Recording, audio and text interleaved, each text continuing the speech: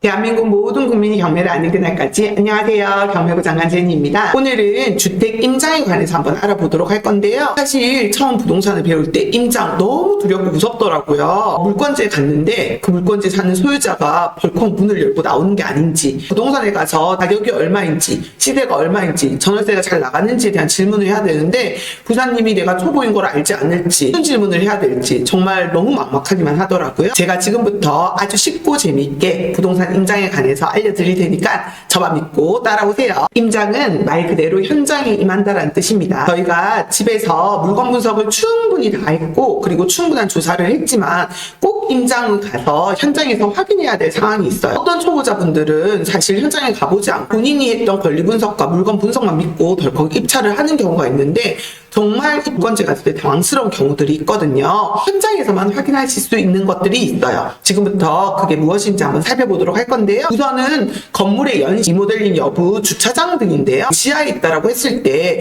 지하의 주차장이 얼마나 좁은지 그리고 주차장이 얼마나 혼잡한지 이런 것 등등은 현장이 아니면 확인을 할 수 없는 부분이에요. 대단지 아파트를 제가 낙찰을 받으려고 하는데 내가 낙찰받으려는 아파트가 지하철과 굉장히 멀다든지 아니면 학교에서 제일 떨어져 있다든지 이렇게 되면은 입찰가를 조금 낮출 수밖에 없어요. 선호하지 않는 위치에 있는 동이죠. 그래서 이런 것들은 꼭 현장에 가셔서 확인을 하셔야 되고요. 그리고 거주실 때도 조금 영향을 미친다고 보시면 되는데 어떤 연령대가 살고 있는지가 중요합니다. 만약에 초등학교에 들어갈 아이가 있는데 사시는 분들이 연령대가 굉장히 높다라고 하시면 같은 초등학교 학부모들을 만나고 싶은데 그럴 기회가 적다는 거겠죠. 그리고 또 주변 환경도 매우 중요하겠죠. 주변에 이제 학교가 어디에 있는지 로드뷰를 통해서 확인이 가능합니다. 그런데 아파트 출입구에서부터 초등학교까지 얼마나 걸리는지 직접 도보로 걸어 가보시고 주변 인프라가 어떻게 구성되어 있는지 그런 부분도 염두해야 될 부분이 될 수 있겠죠. 그리고 제가 만약에 자차를 이용하지 않고 출퇴근을 해야 하거나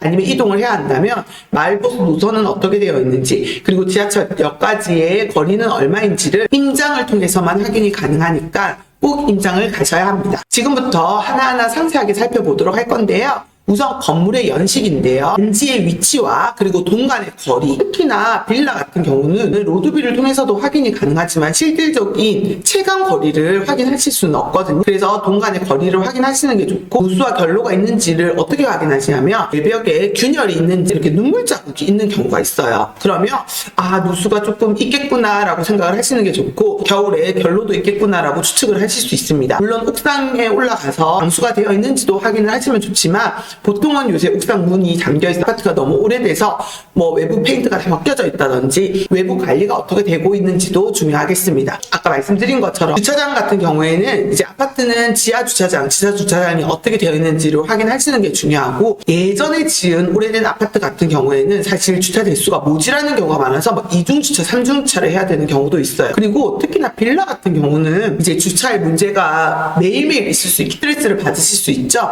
그래서 이런 부분도 고려를 하셔야 되겠습니다. 이제 빌라 같은 경우에는 사실 외부에 대리석 외부가 되어 있다라고 하면 내부 자재도 되게 싸구려 자재를 쓰지는 않은 경우가 많거든요. 근데 외부가 굉장히 허술하게 되어 있다라고 하면은 내부에 조금 싸구려 자재를 썼겠구나라는 것을 알 수 있겠습니다. 이번에는 내부를 확인해 볼 건데요. 임장을 가셔도 사실 내부를 확인할 수 있는 경우는 잘 없어요. 정말 용기를 내서 내가 낙찰 받을 집을 배를 눌러서 보는 경우는 있을 수 있는데 사실 지금 살고 계신 소유자가 될 수도 있고 임차인이 될 수도 있지만 불편하게 느끼실 수 있거든요. 그래서 내부를 확인하는 건 거의 불가능하다고 보시면 되고 내부 자재를 확인하고 싶다라고 하시면 사실 아랫집을 공략하실 수는 있는데 그런 부분도 사실 좀 조심스러운 부분이 있어요. 서로가 불편할 상황일 수 있기 때문에 저는 부동산을 통해 확인을 하는 걸 추천드리는데요. 부동산을 잘 찾아가시면 여기를 임대했거나 임차를 줬던 매매를 했던 부동산이 걸리는 경우도 있더라고요. 그래서 내부 구조를 아주 잘 알고 있다든지 거기에 살고 있는 소유주나 임차인에 대한 정보도 보너스로 들으실 수 있으니까 그런 것도 부동산을 통해서 확인하시면 되겠습니다. 그리고 두 번째, 이제 거주 실태에 관해서도 보라고 했는데요. 연령대나 실거주 여부를 보라고 설명을 드렸습니다. 연령대를 확인하시고 그리고 실거주 여부는 제가 낙찰 받으려는 호수의 우편함을 보시면 되는데 우편함 우편함에 이만큼 우편물이 쌓여있다라고 하시면 사실 실거주를 하고 있다라고 좀 보기 힘든 경우예요. 그래서 우편함이 너무 많이 쌓여있다라고 하시면 사람이 거주하고 있지 않구나라고 추측을 하시면 되고, 또 전기나 가스 계량기를 확인해보는 경우도 있거든요. 만약 가스 계량기가 돌아가고 있다라고 하면은 사람이 살고 있구나라고 확인을 하시면 되고, 전기나 가스 계량기를 현장에서 제거를 했다라고 하시면 여기는 오래전부터 사람이 살지 않았구나라고 추측을 할 수 있습니다. 또는 창문이나 문 앞에 생활 흔적을 통해서 실거주 여부를 확인하실 수 있는데요. 자전거가 놓여있다, 아니면 뭐 우산이 놓여있다라고 하면은 지금 사람이 실거주를 하고 있구나라고 추측을 하실 수 있습니다.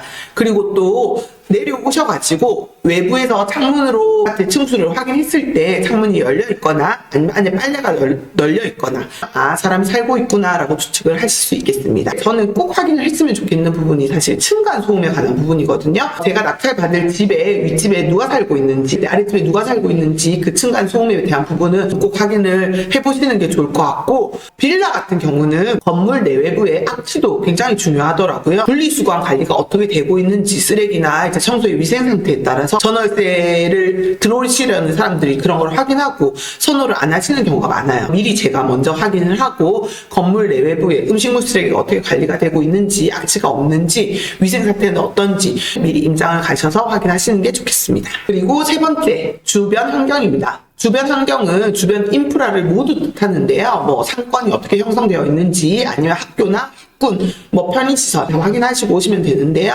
저희 동의 위치가 초품화라고 하죠. 초등학교를 품고 있는지 아니면 학군이 좋은지에 따라서 입찰가 선정에 아주 중요한 요소로 작용을 합니다. 그런데 요새는 초품화를 떠나서 초코화라고 동간의 대단지 아파트를 낙찰받으려고 했을 때 동간의 위치에 따라 정말 초등학교 바로 코앞에 있는 소아파트 같은 경우에는 저학년이라든지 아니면 초등학교를 보내는 학부모들이 굉장히 선호하는 위치에 있는 동이죠. 임장을 가서 또 확인을 하실 수 있습니다. 그래서 초품화, 초코화, 그리고 학군, 여기에 만약에 제가 낙찰받으려는 위치가 제가 살고 있는 지역에서 굉장히 선호하는 학군에 위치한 위치다 라고 했을 때는 아무리 오래된 아파트고 연식이 오래돼도 활발하게 이루어지겠구나라고 제가 추측을 할 수도 있어요. 그래서 이런 학군도 중요한 요소로 작용을 한다라고 보시면 되겠습니다.